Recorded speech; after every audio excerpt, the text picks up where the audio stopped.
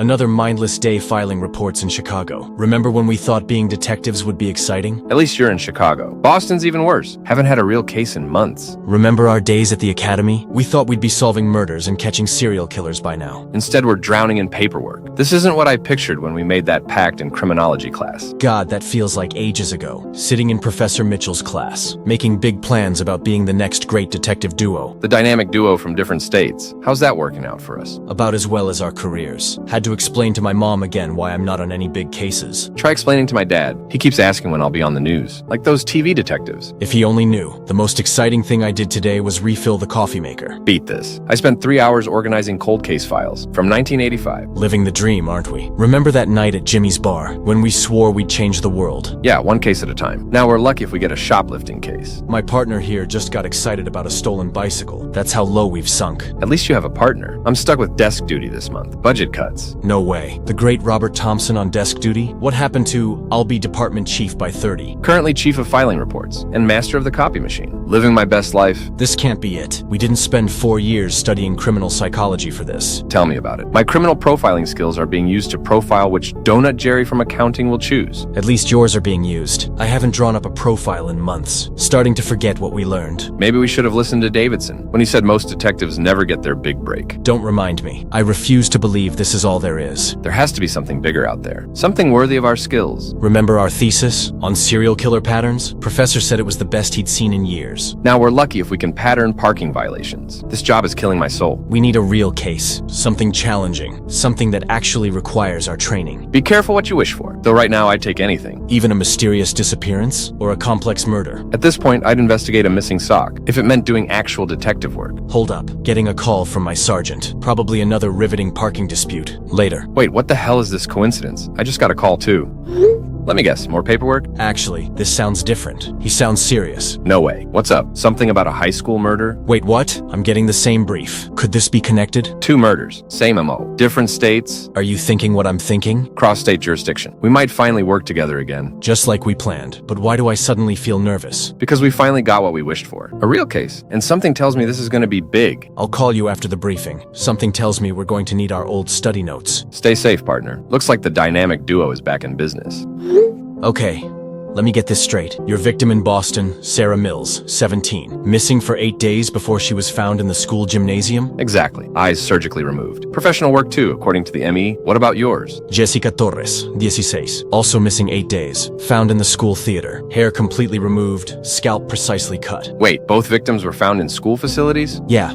And get this, both were discovered by janitors. Early morning, before classes. This can't be coincidence. The timing is too perfect. There's more. I found a note at my scene. The ugly duckling takes what others take for granted. Holy shit. I have the exact same note. We have to send them to the technical department to compare them. High chance we're definitely dealing with the same person. But why these girls? I did some digging. Sarah was known for her unusual eye color. Heterochromia, 1 blue, 1 green. Something a psycho might find interesting enough? Maybe? What about Jessica? Known for her hair. Won beauty pageants because of it. Down to her waist. Natural platinum blonde. He's taking their defining features? Whoever's behind this. He is taking their claims to beauty. This is quite interesting. Now to social media. Check Sarah's Instagram. 3 weeks before she disappeared. She got messages from an anonymous account according to her father. You don't deserve your beauty. Soon it will be mine. Wait. The other victim received a very similar message too. Can we trace it? Tech team's working on it. But here's something weird. Both girls reported being followed. When? About 2 weeks before disappearing. They felt watched, especially at school. School connection is strong. How's he getting in? That's the thing. No signs of forced entry. He has access. Staff member? Or someone who works in multiple schools? Could be, but between Chicago and Boston? Unless, check if any staff transferred recently. On it. Nothing yet, but I found something else. Both girls were part of drama club. Theater kids? Yeah, and both played lead roles. Sarah was Juliet. Jessica was in Phantom of the Opera. Performance-based victims. Spotlights. People who stand out. The ugly duckling who wants to be beautiful by stealing beauty from others. We need to warn other schools. This isn't over. How can you be sure? The story. The ugly duckling transformed completely. Our killer's not done. He needs more features. Jesus, what else could he take? Check your victim's friends. Anyone else who stands out? Unique features? Going through their social media now. There's a pattern. They both posted about drama club auditions. When? Next week. Different plays, different schools, but same dates. He's planning ahead. These aren't random kills. He's selecting his next victims. We need to stop him before he completes his transformation. We definitely should. I'll look more into the case.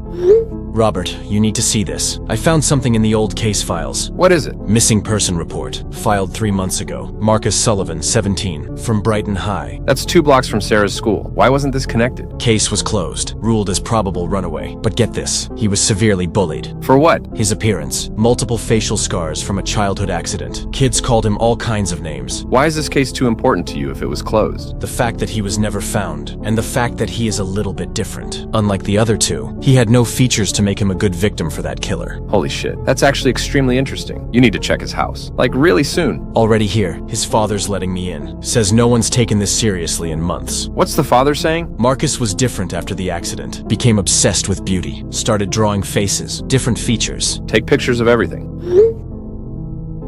Look at these, detailed drawings of eyes and hair. They're dated months before his disappearance. Those eyes, they look like Sarah's. There's more. Found a journal. They mock me now, but soon I'll be beautiful. I'll take what they take for granted. It's him. He's not missing. He's hunting. Wait, found something under the bed. It's a VHS tape. What's on it? Labeled The Ugly Duckling. Father says they don't own a VHS player. Marcus must have gotten this somewhere else. Can you play it? Not here. I have a VHS reader at home, but this is not everything. But there's something else. Medical books. About facial reconstruction and surgical procedures. He's teaching himself. Learning how to... oh god. I can't lie, this kid is probably a genius. And these drawings, man, they're like shopping lists. Different features he wants to take. Any more victims marked? Several pages, all with different features circled. Wait, there's a calendar. What dates? Next week, during the drama club auditions. He's planned more. Who's marked? 3 names, all from different schools, all known for different features. We need to warn them. Now! Hold on, let's have some evidence first. I just arrived at home, and I am going to watch the VHS tape. Give me a minute. Okay, I'm home. Got the VHS tape ready. Let's see what's on this thing. Be careful. Document everything. Starting it now. Wait, this is weird. What is it? Opening credits. Title card says The Ugly Duckling, but the creator is just a string of numbers? What the hell is that? Those don't look like regular numbers. They're not. It's like some kind of code. And there's a date, November 28th, 1990. That's over 30 years ago, way before Marcus was even born. It doesn't make any sense, to be honest. Can you look into that date? See if anything significant happened? On it, running it through the database now. Damn it. You're not going to believe this. What now? The screen just changed. Everything turned blood red, and the title changed. The Beautiful Swan Created by You. This is some seriously disturbing Pisco type of stuff. The way it's made, it's like watching a nightmare. Is there anything else? Any faces, names? Number, nothing particular. I'll just keep watching. What the hell? The VHS player just died, completely stopped working. Like it broke, or just turned off? I don't know. 1 minute it was playing that creepy red screen, then it made this weird clicking sound, and died. I'm trying to restart it now. Be careful with that thing. I don't like this at all. Me neither, but we need to see what's on this tape. It could be crucial evidence. Any luck with that date? Actually, yes. And it's bad. Really bad. What did you find? November 28th, 1990. There was a series of murders in Vermont. Exactly like our cases. What? How is that possible? 5 victims over 3 months. All high school students. All had body parts removed. The same signature? That's the thing. They found carvings on each victim. The Ugly Duckling, carved directly into their flesh. Jesus Christ. This goes back 30 plus years? Did they catch the killer? That's the worst part. They never did. Case went cold after the 5th murder. Killer just disappeared. So someone's copying a 30-year-old cold case? Or could it possibly be the same person? I don't think it's the same person. The timing doesn't work. Marcus is only 17, but it could be someone connected to the original killer. This VHS tape might be the connection. I'm still trying to get it working again. Nothing yet. Hold on. I'm looking at more details from the Vermont cases. According to this report,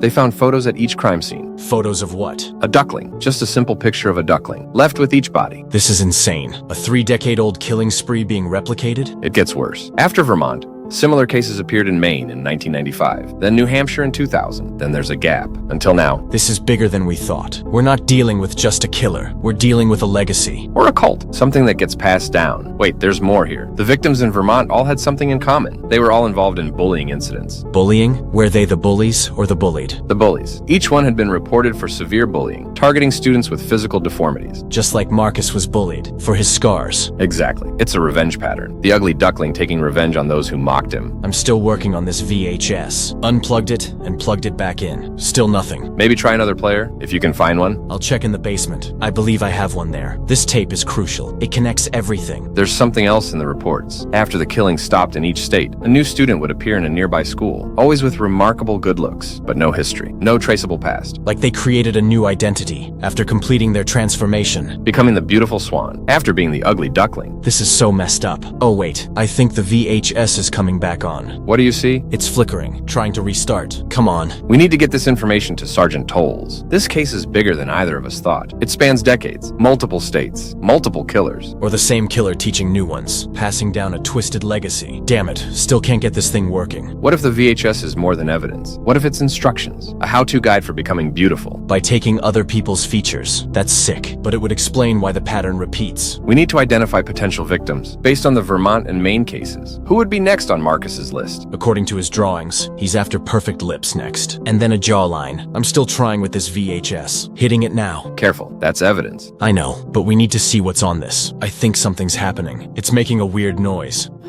Wait, it's working. The tape is playing again. What are you seeing? It started normally, like a children's story. There's a swan with its offspring. All beautiful little swans, except one. What is it? One ugly duckling among them stands out completely.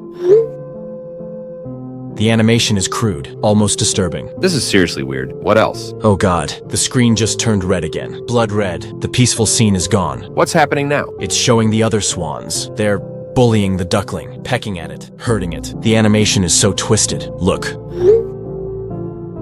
Is there any audio? Yes, there's this shrill, sharp sound, like scraping metal. It's not normal. It's making my skin crawl. Can you record any of it? Trying. The sound is so distorted. It's almost painful to listen to. This isn't just a tape. This is some kind of manifesto. This is beyond disturbing. Is there any text? Any narration? Yes, the narrator. What's weird about it? It is the sound of a child, probably someone who is around 15. This doesn't make any sense at all to me. And these horrible images. And that sound, I can barely stand it. What you're describing matches the patterns. From the Vermont cases, one report mentioned a visual guide they never found. There's more. The mother swan is approaching the duckling now. What's happening? It's getting worse. The animation is becoming more distorted, more violent.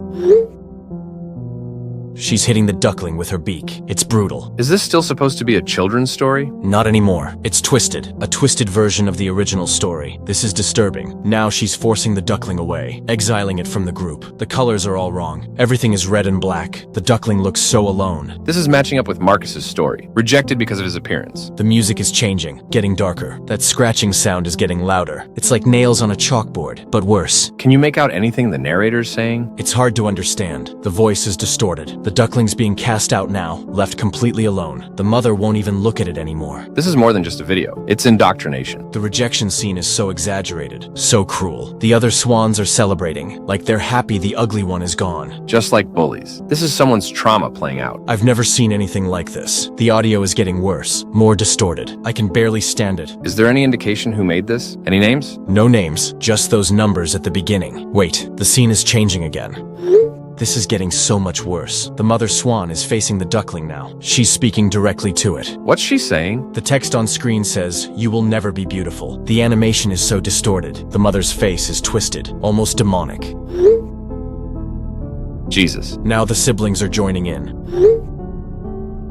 They're circling the duckling, taunting it. The words FREAK and UGLY keep flashing on screen, over and over. And these loud voices, they are almost tearing my eardrums. Red text on black backgrounds, then black text on red backgrounds, back and forth. It's giving me a headache. This has to be what drove Marcus over the edge, or whoever made this originally. Wait, something's happening now. The siblings, they all stopped moving.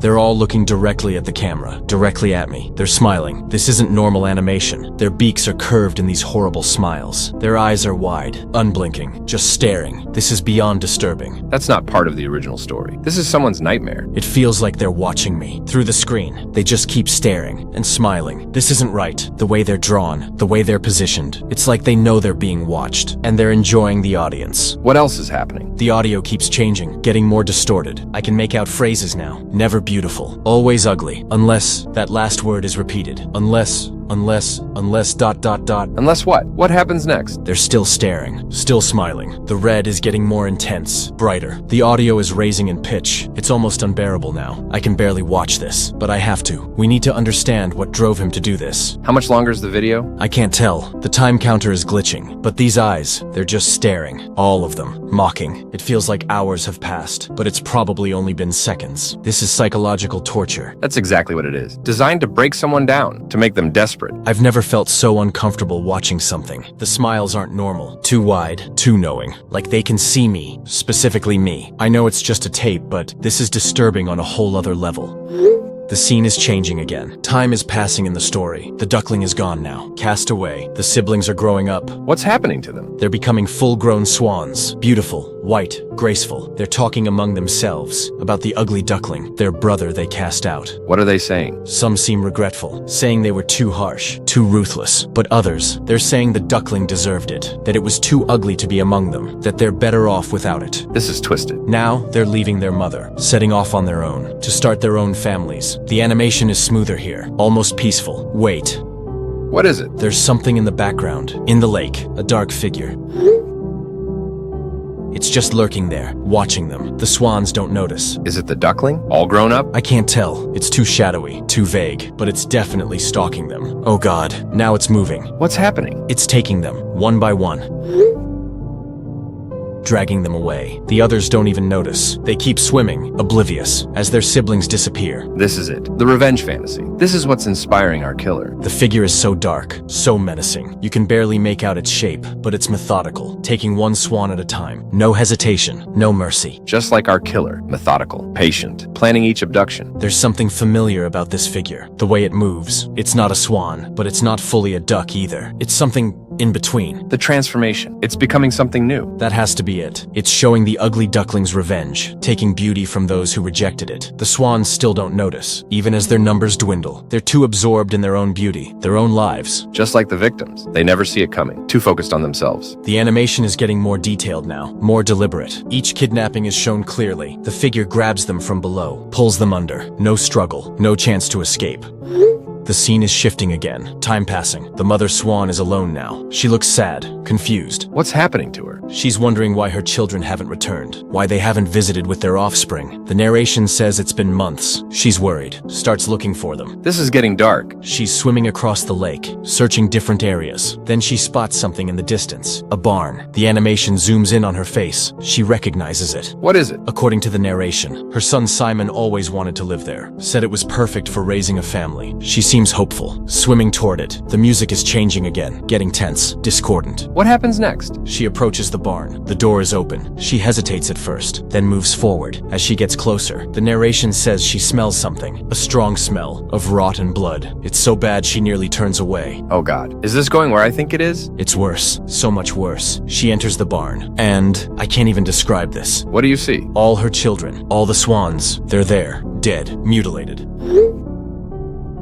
This is the most disturbing thing I've ever seen. Is this still animation or something else? It's still animation, but it's so detailed, so graphic. Their heads are decapitated, blood everywhere. The floor of the barn is covered in it. Deep red. Parts of the swans are missing. Feathers, beaks, wings, all removed. The mother is frozen in horror. This is it. The killer's fantasy, the revenge, taking pieces from those who rejected him. The way it's drawn, the precision of the dismemberment. It's methodical, surgical, just like our victims. The narration is describing her shock, her grief, but there's no sympathy in the voice. It sounds satisfied. How is the mother reacting? She's collapsing, falling to the ground. The animation zooms in on her eyes, wide with horror. She's trying to back away, but she can't move. Too shocked, too terrified. The camera pans across the bodies again, showing each mutilation in detail. It's lingering on them, like it wants the viewer to appreciate the work. This is deeply disturbing. Is there any sign of the figure? The one that was taking them? Not yet. Just the aftermath. The results of its work. The mother is crying now. The animation shows tears falling, mixing with the blood on the floor. The narration is describing her regret, how she should have been more protective, how she failed them. Is this supposed to make us sympathize with her or enjoy her suffering? Definitely the latter. The tone is celebratory, like her pain is the point, her suffering is the reward. The music has changed again, almost triumphant, as she breaks down completely. Wait, something's moving in the shadows. At the back of the barn, the mother sees it too. She freezes. What is it? It's emerging from the darkness, slowly, taking shape. Oh my god, it's horrific. What do you see? It's the duckling, but not how it was. It's changed. It's mutilated, disfigured. Parts of it aren't duck anymore. It has a swan's beak sewn onto its face, white feathers patched onto its body, swan wings attached to its back, all crudely stitched together, blood dripping from the seams. It's pieced itself together, with parts from the others. Exactly. It's a monster, a patchwork of stolen beauty. The animation is so detailed. You can see the stitches, the raw flesh. The mother is terrified, backing away. Is it speaking? Yes, it's calling out to her. It says mom. Its voice is distorted, part duck, part swan. The mother recognizes it. Her eyes widen even more. What's it saying? It's accusing her, saying she left it behind when it needed protection, when it needed help. The voice is getting angrier, more intense. It says, I needed you, but you cast me away. The mother is shaking, trying to say something, but no sound comes out. This is the killer's motivation. Abandonment, rejection, revenge. The duckling is moving closer, step by step. The mother can't move, paralyzed with fear. It's saying, now it's time to pay for your sins. The animation is focusing on the duckling's eyes. They're mismatched. One duck eye, one swan eye, like Sarah's heterochromia. It's all connecting. The features he's stealing. It's all part of the transformation. Now the duckling is tensing, preparing to attack. The mother sees it coming, tries to turn, to run, but it's too late. It leaps, launching itself at her. Beak open. It's terrifying. The speed, the rage. The mother doesn't stand a chance. What happens next? It lands on her, and then the entire thing ends. This is beyond disturbing. It's a blueprint for murder. I've never seen anything like this. The level of detail, the clear intent. The message is unmistakable. Take from those who rejected you. Become beautiful through their suffering. It's sick, twisted, but now I understand.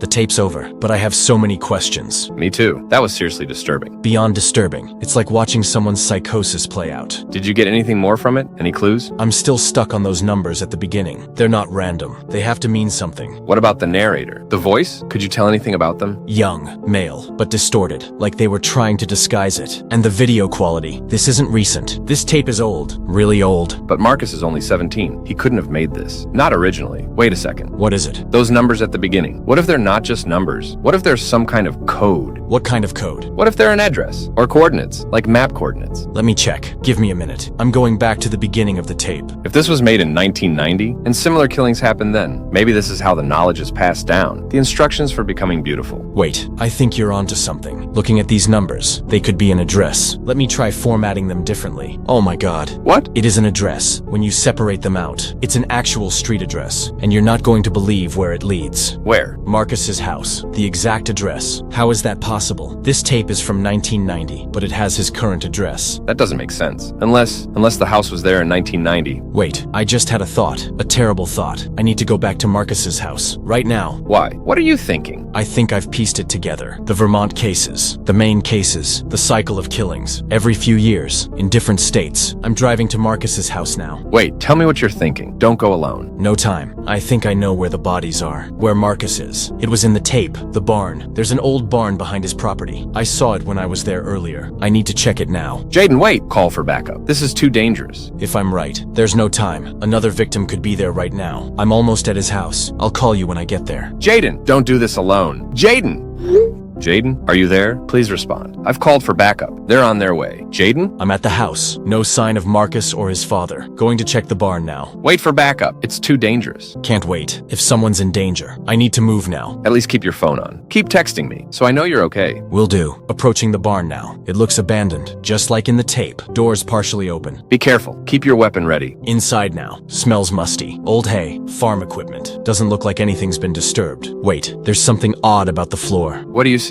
Tracks in the dust. Someone's been here recently. And there's a trapdoor hidden under some hay. It leads down, underground. Jaden, do not go down there. Wait for backup, please. I can hear something. A humming sound coming from below. I have to check. There are stairs, concrete, leading down. I'm going in. Jaden, listen to me. This is exactly how horror movies end. I'm a cop. This is my job. Going down now. It's dark. Using my flashlight. The stairs go deep, way underground. Oh my god. What? What do you see? It's a room, a large room, with shelves. Shelves everywhere. And on them, jars. Dozens of jars. All sizes. All filled. Filled with what? Organs, body parts. Everything preserved in liquid. There are eyes. Blue ones, brown ones. Hair samples. Plated, tied with ribbons. Lips. Ears. Even even full scalps. It's a collection, a trophy room. Jesus Christ. Get out of there, now! There's more. Another room beyond this one. I can see light, and here, I hear movement. Backup is 10 minutes out. Please wait. Can't wait. Someone might be in danger. Moving forward. The second room. It's set up like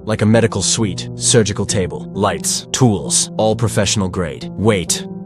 Someone is on the table! Who? It's Marcus. He's tied down, unconscious. IV in his arm. Some kind of sedative. And, oh god, his head. There's something wrong with his head. What do you mean? His scalp. It's not his. There's blonde hair. Long blonde hair. Sutured to his head. Still bloody. Still raw. It's Jessica's hair. Our victim from Chicago. He didn't take it. It was taken for him. What are you saying? Marcus isn't the killer. He's a victim. Someone is doing this to him. Someone is turning him into the Swan. Against his will. His father? Where is he? Don't know yet. It has to be him. The date of the tape. The address. Everything makes perfect sense now. There are other body parts. Prepared on a tray. Eyes. Heterochromatic eyes. Like Sarah's. Ready for transplant. This is beyond sick. Marcus is just the canvas. His father is the artist. Creating his masterpiece. The 1990 case. The main cases. It's all connected. His father was the ugly duckling. And now he's creating a new one. I need to get Marcus out of here. He's barely breathing. I'm checking his pulse. It's weak, but stable. The IV is keeping him sedated. Don't touch anything. His father could return any moment. There are notebooks, journals, pages of detailed drawings, surgical plans. This has been planned for years. I found something. What? Photos of Marcus. Before the accident. Before the scars. He was a normal kid. Then after, disfigured. And notes from his father. I will make you beautiful again. Better than before. Perfect. The father blamed himself for the accident. Now he's trying to fix his son. But there's more. Newspaper clippings. From Vermont. From Maine. About the killings. About the ugly duckling. The father was there. All those places. All those times. It's him. He's been doing this for decades. Is there any sign of where he might be now? No. I have no clue. Wait. I hear something. What is it? Footsteps. Above me. Someone's in the barn. Moving around. Is it backup? Too soon. They shouldn't be here yet. I'm going to hide. Keep my weapon ready. Stay safe. Don't engage if you don't have to. The footsteps stopped. I can hear voices. It's the police. They found the place. Thank God. Identify yourself. Don't get shot. I'm about to call out to them. Wait! What? Someone else just entered the barn, shouting. It's Marcus's father. He's confronting the officers. What's happening? I can't see. Just hear. Officers ordering him to drop something. He's yelling back. Something about his work. His masterpiece. Oh shit. What? Gunshots! Multiple shots fired. I'm heading up. Stay with me. Be careful. Is it safe? Still hearing shots. Coming from outside now. I'm at the top of the stairs. The barn is clear. I'm going outside. Jaden, wait for the all clear. More officers arriving. I hear sirens. The shooting stopped.